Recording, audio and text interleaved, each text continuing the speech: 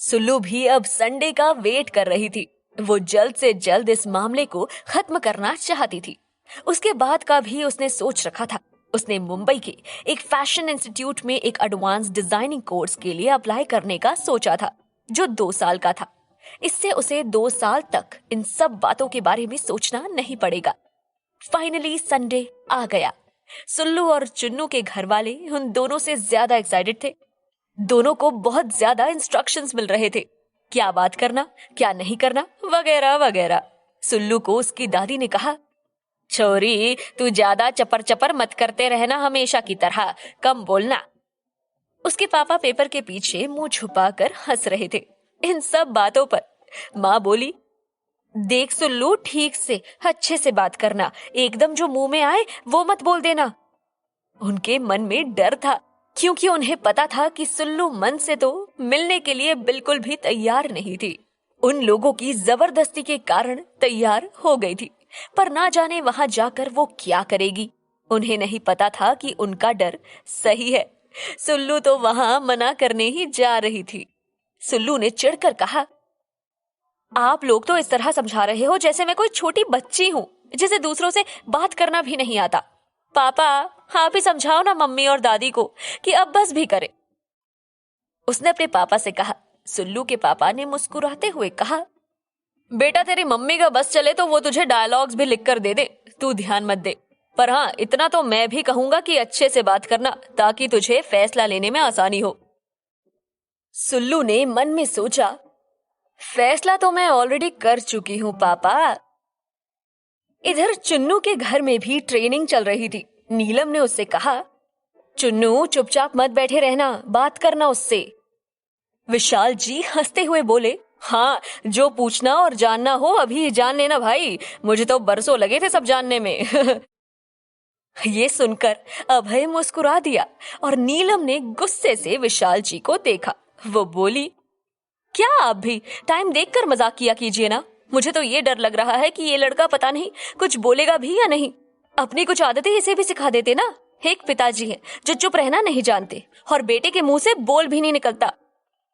विशाल जी ने कहा, अरे इतना परेशान मत हो, सब ठीक होगा, भरोसा रखो, चुन्नू सब संभाल लेगा। ये कहकर अचानक उनके चेहरे से मुस्कान गायब हो गई। वो कुछ हिचकते हुए बोले, चुन्नू बेटा, तुझे कुछ और भी बताना है। चुन्नू उनके चेहरे की ओर देखने लगा, जिस पर आए भाव उसे परेशान कर रहे थे। पता नहीं अब और क्या बताना है, उसने कहा। जी पापा, कहिए ना।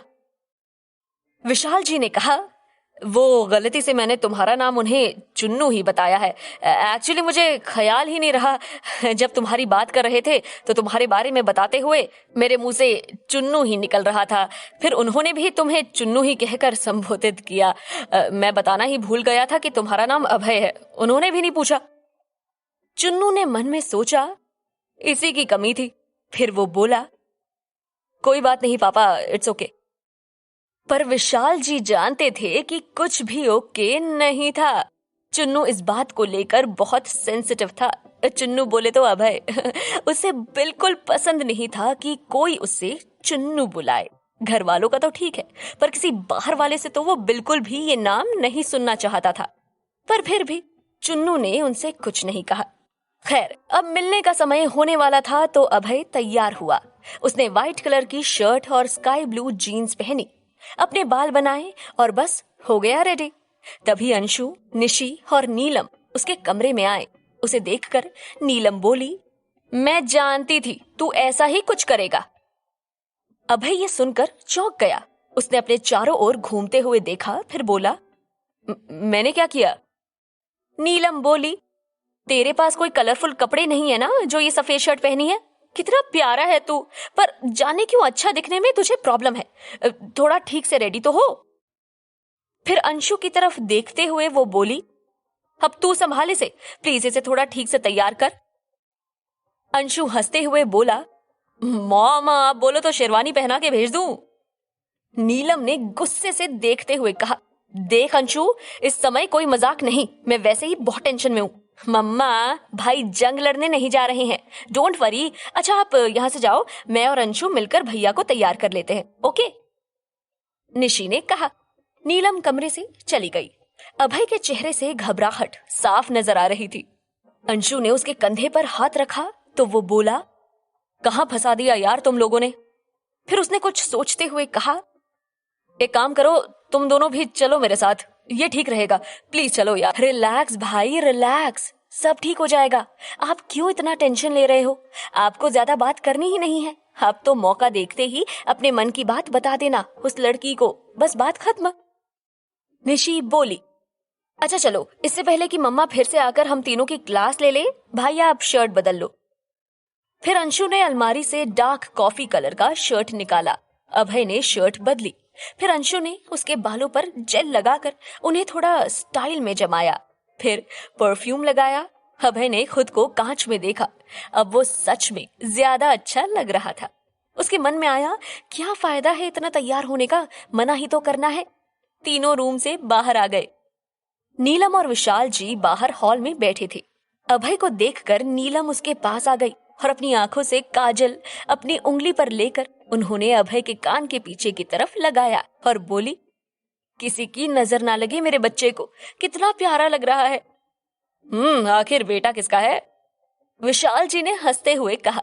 वे अभय के पास आकर उसकी पीठ पर हाथ रखते हुए बोले, बिल्कुल मुझ पर गया है, हैंडसम बॉय। सभी हंसने लगे। नीलम ने घड़ी देखते हुए कहा, उन्होंने 2 बजे का टाइम दिया था, तू समय से थोड़ा पहले ही पहुंच जाना, ठीक है? ओके मम्मा, अभय ने कहा। सुल्लू भी तैयार हो चुकी थी। उसने पैरेट ग्रीन कलर का ड्रेस पहना था। एक हाथ में मैचिंग चूड़ियां और दूसरे हाथों में घड़ी पहनी थी। गले में एक चेन पहनी और कानों में ग्रीन कलर के बूंदे पहने। लाइट मेकअप किया था। वो अब जाने के लिए रेडी थी। उसने अपने पापा से पूछा, पापा मैं उन्हें पहचानूंगी कैसे? आपने तो उनका नाम भी नहीं बताया मुझे। उसके पापा ने मुस्कुराते हुए कहा, उनका नाम चुन्नू है। चुन्नू? सुल्लू ने चौंकते हुए कहा, एक्चुअली मुझे लगता है कि ये उनका निकनेम होगा। लगता है तेरी ही तरह उन्हें भी अपने निकनेम से बड़ा प्यार है। उनके पापा ने बातचीत में उन्हें चुन्नू कहा, तो मैं भी उनका रियल नेम पूछना भूल गया। उसके पापा ने कहा, ठीक है पापा, तो मैं चलती हूँ चुन्नू जी से मिलने। हाँ? सुल्लू ने शरारत भरी हंसी हंसते हुए कहा।